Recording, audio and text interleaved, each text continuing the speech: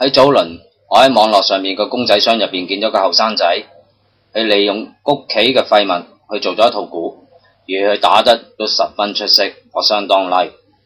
其實喺而家我哋個 office 入邊，因為大家都依賴晒 IT 同埋 computer， 其實台上面亦都積聚咗好多廢物，譬如話鉛筆刨、擦紙膠、塗改液、膠紙咗啊、打窿機啊、膠剪啊，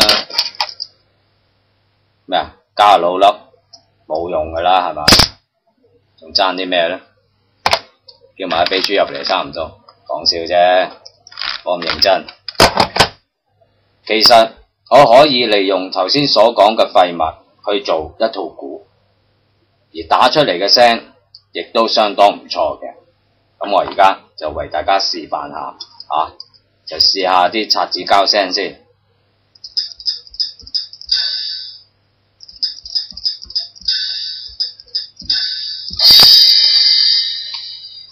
嚟咯喎！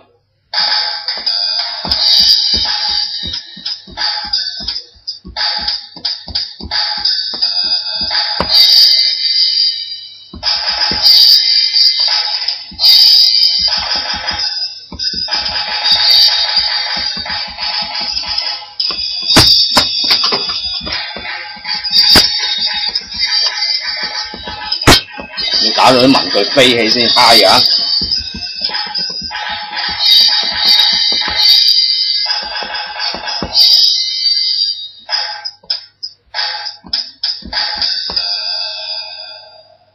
正所謂做人咪斷估，文具都可以變套鼓。今次你又 like 唔 like？又有冇 comments 啊？